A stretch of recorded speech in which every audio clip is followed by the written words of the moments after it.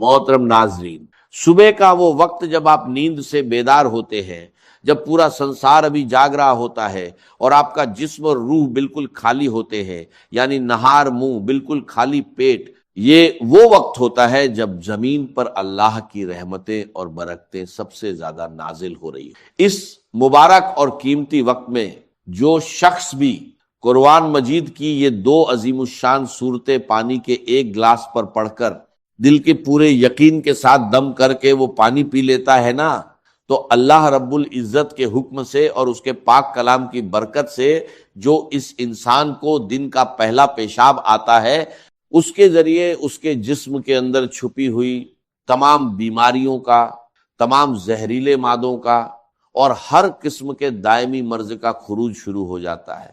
یہ کوئی معمولی بات نہیں ہے، یہ اللہ کے کلام کا وہ معجزہ ہے جس نے صدیوں سے مایوس لوگوں کو نئی زندگی عطا کی ہے۔ صرف 3 دن، جی ہاں صرف 3 دن، آپ دنیا کے بڑے سے بڑے مریض کو جو برسوں سے دائمی مرض کے اندر مبتلا ہے، جس کا جسم بیماریوں کا گھر بن چکا ہے اور جس کو دنیا کے کسی ہسپتال اور کسی حکیم سے شفا نہیں ہو رہی، آپ یہ معجزاتی پانی اسے پلا کر دیکھیں۔ اللہ کے کلام میں اللہ نے وہ شفا رکھی ہے جو انسان کی عقل کو دنگ کر دیتی ہے، جو بندہ ہر جگہ سے مایوس ہو جاتا ہے، جو دنیا کے مہنگے ترین ڈاکٹروں سے علاج کروا کے تھک چکا ہے، جس کی جیب خالی ہو چکی ہے اور امیدیں دم توڑ چکی ہیں، اور ڈاکٹروں نے یہاں تک جواب دے دیا ہے کہ اب اس مریض کی صرف خدمت کریں، اب دنیا کی کوئی دوا اس پر اثر نہیں کرے گی اور اس کا کوئی علاج ممکن نہیں ہے۔ اللہ کے کلام کی ان صورتوں کی برکت سے اللہ تبارک و تعالی ان لا علاج مریضوں کو بھی بستر مرگ سے اٹھا کر صحت و تندرستی کی نئی زندگی عطا فرما دیتا ہے۔ جو لا علاج بیماریاں ہیں، جن کا نام سن کر انسان کانپ جاتا ہے، اللہ کے فضل و کرم اور اس کی رحمت سے ان سے بھی شفا حاصل ہو جاتی ہے۔ اگر آپ میری بتائی ہوئی ترتیب کے مطابق اس عمل کو کرتے ہیں، ان صورتوں کو پڑھتے ہیں، تو ان کی برکات پہلے ہی دن سے، بلکہ پہلی ہی خوراک سے آپ کو نصیب ہونا شروع ہو جاتی ہے۔ آپ کے سامنے، آپ کی اپنی آنکھوں کے سامنے شیشے کی طرح سب کچھ عیاں ہو جائے گا کہ کیسے اللہ کا کلام جسم کے اندر جا کر بیماریوں کو جڑ سے اکھاڑ پھینکتا ہے۔ اس عمل کی طاقت کو سمجھنے کے لیے آپ کو سب سے پہلے اس کی پہلی صورت کی عظمت کو جاننا ہوگا، اور اس صورت کا نام مصلے پر بیٹھ کر دل کی گہرائیوں سے پکارنا ہوگا۔ قرآن مجید کی وہ سب سے پہلی صورت جسے ام القرآن بھی کہا جاتا ہے، وہ مبارک صورت سورہ الفاتحہ ہے۔ جی ہاں، سورہ الفاتحہ ہی قرآن مجید کی وہ سب سے پہلی جلیل القدر اور عظیم الشان صورت ہے، جس کے بارے میں کائنات کا ہر مسلمان جانتا ہے اور ہر نماز کی ہر رکعت میں اسے پڑھتا ہے۔ یہ اتنی کمال کی صورت ہے کہ صحابہ کرام، تابعین اور بڑے بڑے اللہ والوں نے، اولیاء اللہ نے اپنی زندگیوں کے تجربات سے بتایا ہے کہ جب بھی کوئی سخت مشکل آتی تھی یا کوئی ایسا مریض سامنے آتا تھا جس کا بچنا محال ہوتا تھا، تو وہ اس سورہ الفاتحہ کو پڑھ کر پانی پر یا اس مریض پر دم کرتے تھے اور اللہ رب العزت اسی وقت شفا عطا فرما دیتا تھا۔ اس سورہ الفاتحہ کو آپ نے بسم اللہ الرحمن الرحیم کی پوری برکت کے ساتھ پڑھنا ہے۔ یہ وہ صورت مبارکہ ہے جو مکہ مکرمہ اور مدینہ منورہ دونوں جگہ نازل ہوئی، یعنی یہ قرآن پاک کی واحد صورت ہے جو 2 بار نازل ہوئی ہے۔ آپ خود اپنی عقل سے سوچیں کہ اس سورہ الفاتحہ کا مقام، اس کی فضیلت اور اس کی اہمیت اللہ کی نظر میں کس قدر زیادہ ہوگی کہ اللہ تعالیٰ اسے 1 بار نہیں بلکہ 2 بار نازل فرما رہا ہے۔ کسی بھی کلام کی عظمت کا پتہ ہمیشہ کلام کرنے والے کی عظمت سے لگتا ہے۔ اس یونیورسل قاعدے کی بنیاد پر اگر آپ اندازہ لگائیں تو قرآن پاک ایک ایسا معظم، مبین اور لاریب کلام ہے کہ پوری کائنات میں اس کے مثل کسی انسان، کسی جن یا کسی مخلوق کا کلام ہو ہی نہیں سکتا، کیونکہ یہ کسی انسان کی سوچ نہیں، یہ خود کائنات کے خالق اور مالک کا کلام ہے۔ اس کلام ربانی میں دنیا اور آخرت کے سارے علوم، ساری حکمتیں اور جسم و روح کی تمام بیماریوں کا علاج موجود ہے۔ ایک بہت بڑے ہسپتال کے ڈاکٹر خود بتا رہے تھے کہ ہمارے آئی سی یو میں جہاں مریض زندگی اور موت کی کشمکش میں ہوتے ہیں اور وینٹیلیٹر پر پڑے ہوتے ہیں، وہاں ہم نے ایک تجربہ کیا کہ قرآن مجید کی ان صورتوں کی تلاوت کو، خصوصاً سورہ الفاتحہ کی تلاوت کو ہلکی آواز میں چلا دیا۔ آپ یقین کریں کہ صرف اس کلام کو سننے کی برکت سے اللہ تبارک و تعالیٰ نے ان مریضوں کے دل کی دھڑکنوں کو ترتیب دی اور ان کو ایسی شفا عطا فرما دی کہ جو میڈیکل سائنس کی تاریخ میں ایک معجزہ بن گیا۔ اب اس عمل کی مکمل تفصیل، اس کا طریقہ کار اور اس کی ترتیب کو اپنی زندگی کا سب سے قیمتی سرمایہ سمجھ کر بہت زیادہ توجہ اور دھیان کے ساتھ سماعت فرمائیں۔ یہ وہ صورتیں اور وہ وظیفہ ہے جو ساری زندگی آپ کے کام آئے گا، آپ کے بچوں کے کام آئے گا اور آپ کے گھر سے بیماریوں کا ہمیشہ کے لیے خاتمہ کر دے گا۔ بس آپ نے اس کی ترتیب کو اچھے طریقے سے ذہن نشین کرنا ہے اور اسی کے مطابق عمل کرنا ہے، بالکل ایک لفظ بھی آگے پیچھے کیے بغیر اور بتائی گئی تعداد اور عدد کی بھی کمی بیشی کیے بغیر آپ نے اسے پڑھنا ہے، کیونکہ وظائف میں تعداد کی وہی اہمیت ہوتی ہے جو کسی تالے کو کھولنے کے لیے اس کی چابی کے دندانوں کی۔ تو سب سے پہلے آپ نے اس عمل کے شروع میں پورے دل کی عاجزی کے ساتھ 7 مرتبہ درود پاک پڑھنا ہے۔ آپ درود ابراہیمی بھی پڑھ سکتے ہیں اور کوئی سا بھی چھوٹا درود پاک جو آپ کو یاد ہو وہ پڑھ سکتے۔ اس کے بعد آپ نے بسم اللہ الرحمن الرحیم کے ساتھ سورہ الفاتحہ کو پورے 40 مرتبہ پڑھنا ہے۔ یاد رہے کہ ہر مرتبہ پوری سورت بسم اللہ کے ساتھ پڑھی جائے گی، یعنی آپ نے ہر بار پڑھنا ہے بسم اللہ الرحمن الرحیم، الحمدللہ رب العالمین، الرحمن الرحیم، مالک یوم الدین، ایاک نعبد و ایاک نستعین، اہدنا الصراط المستقیم، صراط الذین انعمت علیہم غیر المغضوب علیہم ولا الضالین، آمین۔ جب آپ 40 مرتبہ اس طرح پوری سورہ الفاتحہ کو مکمل کر لیں تو اس کے بعد آخر میں پھر سے 7 مرتبہ وہی درود پاک پڑھنا ہے جو آپ نے شروع میں پڑھا تھا۔ یہ عمل آپ فجر کی نماز کے فوراً بعد مصلی پر بیٹھ کر لیں، یا اگر کسی وجہ سے فجر کے وقت نہ کر سکیں تو فجر سے پہلے تہجد کے وقت بھی کر سکتے ہیں۔ یعنی بنیادی شرط یہ ہے کہ آپ نے نہار منہ خالی پیٹ صبح کے وقت کچھ کھائے پیے بغیر یہ عمل کرنا ہے۔ اگر آپ کو پیاس لگی ہو تو سادہ پانی پینا چاہیں تو پی سکتے ہیں، لیکن کسی بھی قسم کی غذا کھائے بغیر جب آپ بالکل خالی پیٹ یہ عمل کریں گے تو اس کلام کی تاثیر آپ کے خون کے ایک ایک قطرے میں رچ بس جائے گی اور اس کی روحانی طاقت بہت زیادہ بڑھ کر ملے۔ اس وقت کی ایک اور بڑی فضیلت یہ ہے کہ صبح کے وقت اللہ کے نوری ملائکہ، یعنی رات کے فرشتے اور دن کے فرشتے زمین پر ایک جگہ اکٹھے ہو رہے ہوتے ہیں اور اللہ کی رحمتیں اور انوارات خوب زیادہ برس رہے ہوتے ہیں۔ اسی لیے یہ وقت دعا کی قبولیت اور وظائف کی تاثیر کے لیے سب سے زیادہ اہم اور قیمتی مانا جاتا ہے۔ اس کے بعد دوسرے نمبر پر آپ نے قرآن مجید کی وہ عظیم الشان سورت پڑھنی ہے جسے خود سرور کائنات صلی اللہ علیہ وسلم نے قرآن کی زینت اور قرآن کی دلہن کہا ہے، یعنی سورہ الرحمن۔ یہ قرآن پاک کی وہ خوبصورت سورت ہے جس سے ہر مسلمان کو ایک دلی محبت اور لگاؤ ہے، اور تاریخ کے بڑے بڑے اولیاء اللہ اور اللہ والوں نے اس سورت کو ہمیشہ اپنے روزمرہ کے ورد اور وظائف میں رکھا ہے۔ اس سورت کی برکات کے بارے میں بزرگ فرماتے ہیں کہ یہ سورت پڑھنے والا بندہ دنیا میں کبھی کسی کا محتاج نہیں ہوتا، اللہ اس کے رزق کے دروازے کھول دیتا ہے اور بڑی سے بڑی موجی بیماریاں بھی کبھی اس کے اور اس کے گھر والوں کے قریب نہیں۔ اس سورت کو بھی آپ نے اسی طرح اول و آخر درود پاک کے ساتھ پڑھنا ہے جیسا کہ میں نے پہلے بتایا۔ اگر آپ نے شروع اور آخر میں 7 مرتبہ درود پاک پڑھا ہے تو اس سورہ الرحمن کے ساتھ بھی آپ نے اتنی ہی تعداد رکھنی ہے تاکہ عمل کی تال میل برقرار رہے۔ حضور علیہ الصلوۃ والسلام نے ایک بار اپنے پیارے صحابہ کرام کے سامنے اس پوری سورت کی تلاوت فرمائی تو صحابہ اکرام بڑے ادب اور خاموشی کے ساتھ سر جھکائے سنتے رہے۔ اس پر آپ صلی اللہ علیہ وسلم نے مسکرا کر فرمایا کہ تم سے اچھے تو جنات ہیں، کیونکہ جب میں رات کو جنوں کی وادی میں گیا اور ان کے سامنے اس سورت کی تلاوت کی تو جب بھی میں اس آیت پر پہنچتا تھا کہ فَبِأَيِّ آلَاءِ رَبِّكُمَا تُكَذِّبَانِ، یعنی اے جنوں اور انسانوں کے گروہ، تم اپنے رب کی کون کون سی نعمتوں کو جھٹلاؤ گے؟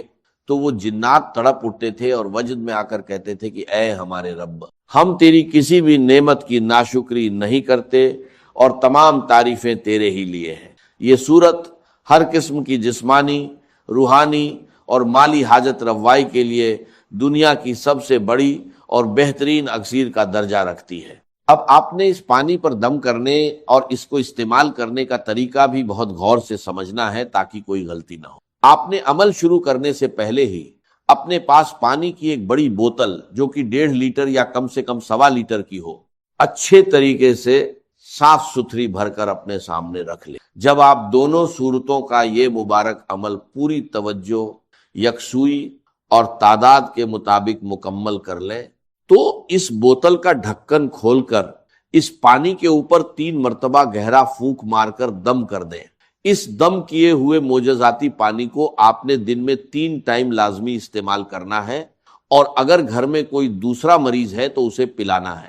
اس کی ترتیب یہ ہوگی کہ ایک حصہ صبح نہار منہ پینا ہے، دوسرا حصہ دوپہر کو کھانے سے پہلے یا بعد میں، اور تیسرا حصہ رات کو سونے سے پہلے پینا۔ اگر مصروفیت کی وجہ سے یا کسی مجبوری کی وجہ سے 3 ٹائم پینا ممکن نہ ہو تو کم سے کم دن میں 2 ٹائم یعنی صبح اور شام تو آپ نے اسے لازمی پینا ہے۔ اگر آپ خود کسی تکلیف یا بیماری میں مبتلا ہیں تو یہ پانی خود بھی پیئے، اور پینے کے بعد تھوڑا سا پانی اپنے ہاتھوں پر لگا کر ان ہاتھوں پر دم کر کے اپنے پورے وجود پر سر سے لے کر پاؤں تک اچھے طریقے سے پھیر لیں جہاں جہاں آپ کو تکلیف محسوس ہوتی ہے۔ اگر آپ یہ عمل پورے یقین کے ساتھ صبح کے وقت کریں گے تو اللہ کے فضل سے دوپہر تک اس کے حیرت انگیز اثرات اور اس کا بہترین رزلٹ آپ کی اپنی آنکھوں کے سامنے ہوگا، اور آپ کا جسم خود کو ہلکا پھلکا محسوس کرے گا۔ اگر آپ کی کوئی ایسی بیماری ہے جس کے لیے آپ ڈاکٹر کی دوا کھا رہے ہیں لیکن وہ دوا آپ کے جسم پر اثر نہیں کر رہی تو مایوس نہ ہو، اس عمل کی برکت سے وہ دوا بھی اللہ کے حکم سے تیر بہدف کام کرنا شروع کر دے گی اور بیماری جڑ سے ختم ہو جائے۔ یاد رہے کہ اللہ کا کلام سچا ہے اور اس کا وعدہ حق ہے، بس ضرورت اس بات کی ہے کہ جب آپ پڑھنے بیٹھیں تو آپ کے دل میں رائی کے دانے برابر بھی شک نہیں ہونا چاہیے، کیونکہ شک عمل کے اثر کو ضائع کر دیتا ہے۔ پورے توکل اور یقین کے ساتھ جب آپ اس پانی کو اپنا معمول بنا لیں گے تو آپ خود دیکھیں گے کہ کیسے آپ کے دن بدلتے ہیں، کیسے آپ کے گھر سے بیماریاں، پریشانیاں اور ناچاکیاں دور ہوتی ہیں، اور اللہ کی رحمت کا سایہ آپ کے پورے خاندان پر قائم ہو جاتا ہے۔ جو لوگ بھی اس مبارک عمل کا حصہ بننا چاہتے ہیں اور چاہتے ہیں کہ ان کے تمام دکھ درد دور ہوں، وہ اس کلام پاک کی تلاوت کو دل سے قبول کریں اور اس پیغام کو آگے پہنچائیں۔ ہماری ایک بہت ہی خاص اور خصوصی دعا بھی ہوتی ہے جو رات کے آخری پہر میں ان تمام لوگوں کے لیے کی جاتی ہے جو اللہ کے کلام سے محبت کرتے ہیں اور اپنے لیے یا اپنے پیاروں کے لیے دعا کی درخواست کرتے ہیں۔ جو کوئی بھی شخص اس مبارک اور خصوصی دعا کے اندر اپنا نام، اپنے بچوں کا نام یا اپنے کسی بیمار رشتہ دار کا نام شامل کروانا چاہتا ہے تو اس کا طریقہ بہت ہی سادہ اور برکت والا۔ وہ شخص اسی وقت پوری توجہ کے ساتھ صرف 10 مرتبہ درود ابراہیمی پڑھے اور کمنٹ باکس میں اپنا پورا نام اور اپنی حاجت یا بیماری لکھ دے۔ انشاءاللہ تبارک و تعالی خدا کے حکم سے اس کا نام بہت ہی ادوار اور عاجزی کے ساتھ رات کی خصوصی دعاؤں میں شامل کیا جائے گا، اور اللہ پاک غیب سے اس کی تمام مشکلات کو آسان فرما دے گا اور ہر بیماری سے کامل اور عاجل شفا عطا فرمائے گا۔ کوئی چیز فائدہ نہیں پہنچا سکتی اگر اللہ نہ چاہے، تو در در پہ کیوں سر جھکاتے ہو، در در پر کیوں جبینسائی کرتے ہو، سب کے سامنے کیوں ہاتھ پھیلاتے ہو؟ ایک اللہ سے مانگو، ایک اللہ کے سامنے زمین پر اپنی جبین رکھو۔ لا فاعل فی الحقیقت ولا مؤثر الا اللہ۔ نظر آتا ہے ہمیں کہ پانی پیاس بجھا دیتا ہے، پیاس بجھانے کی صلاحیت پانی میں نہیں ہے، اللہ کے اذن سے۔ کھانا بھوک مٹا دیتا ہے، بھوک مٹانے کی صلاحیت کھانے میں نہیں ہے، اذن رب میں. دیکھیے یہی یقین تھا. حضرت موسیٰ علیہ السلام کا واقعہ یاد کیجئے. سامنے سمندر آ گیا ہے, قوم دیکھتی ہے پیچھے کہ گرد و غبار کا طوفان. معلوم ہوا کہ فرعون اپنے لشکر سمیت آ گیا ہے. لشکر جب چلتا تھا تیز رفتاری کے ساتھ تو گرد و غبار کا جو طوفان اٹھتا تھا اس کا تصور کی, اور لمحہ بلمحہ وہ قریب آ رہا ہے. پوری قوم نے کیا کہا, اے موسیٰ انا لمدرکون, اے موسیٰ ہم کو پکڑے گئے. قرآن مجید نے تو یہاں وہ باتیں نہیں لکھی ہیں, لیکن تورات میں یہ درج ہے کہ بنی اسرائیل جھگڑنے لگے, دست و گریبان ہو گئے موسیٰ کے ساتھ. موسیٰ ہمیں یہاں مروایا لا کر, اس سے تو ہم وہیں بہتر تھے. وہاں کھانے کو ملتا تھا, زندگی تو تھی, بیگار ہم کر رہے تھے, موت تو نہیں تھی. اب جو کچھ ہوگا اس کا تصور کرو, جس طریقے سے ہمارے ٹکڑے اڑائے جائیں گے. تو لڑ رہے ہیں حضرت موسیٰ علیہ السلام سے. یہ تورات کی تفصیل ہے. قرآن میں صرف اتنا آیا ہے, پریشان ہو کر انہوں نے کہا انا لمدرکون, موسیٰ ہم تو پکڑے گئے. اس وقت موسیٰ کا جواب کیا ہے, کلا ان معی ربی سیہدین, نہیں میرے ساتھ میرا رب ہے, وہ راستہ دے گا. بتائیے کہاں راستہ نظر آ رہا؟ یہ ہے ایمان بالغیب. راستہ نظر نہ آئے تب اللہ پر یقین ایمان ہے. جیب میں پیسے ہو تب دل کو اطمینان ہے. تو ایمان کس پر ہوا؟ پیسے پر, اللہ پر نہیں. جب وسائل و ذرائع نہ ہو اور پھر یقین ہو کہ اللہ مسبب الاسباب ہے, وہ اسباب کا پابند نہیں ہے, وہ اسباب کا محتاج نہیں ہے, اسباب اس کے محتاج ہے. اگر یہ یقین ہے تو اللہ پر ایمان ہے. یہ نہیں ہے تو تمہارا ایمان اسباب پر ہے, وسائل پر ہے, ذرائع پر ہے, مادیات پر ہے, اللہ پر نہیں. اس وقت کہاں راستہ تھا؟ تو راستہ تھا سمندر ہے اور ادھر سے لشکر آ گیا ہے. کلا ان معی ربی سیہدین. اب دیکھیے ایمان کہہ دینا آسان ہے, ہوا معکم اینما کنتم, جہاں کہیں بھی تم ہوتے ہو اللہ تمہارے ساتھ ہوتا ہے. لیکن اس کا یقین قائم ہو جائے تو زمین و آسمان کا فرق واقع ہو جائے. الف لام میم یہ حروف مقطعات ہیں جن کے بارے میں اجمالی گفتگو سورہ بقرہ کے آغاز میں ہم کر چکے ہیں. اللہ لا الہ الا هو الحی القیوم, یہ الفاظ آیت الکرسی کے آغاز میں سورہ بقرہ میں آ چکے. ایک بات نوٹ کر لیجئے کہ ایک حدیث میں آتا ہے کہ اللہ کا ایک اسم اعظم ہے کہ جس کے حوالے سے اگر کوئی چیز اللہ سے مانی جائے تو وہ ضرور دیتا ہے, لیکن اس کو حضور نے بتایا نہیں کہ وہ اسم اعظم کون سا ہے. کچھ اشارے کیے, جیسے رمضان میں ایک شب ہے لیلۃ القدر جو 1000 مہینوں سے افضل ہے, تعین کے ساتھ نہیں بتایا وہ کون سی, تاکہ تلاش کرو, زیادہ ذوق و شوق کا معاملہ ہو.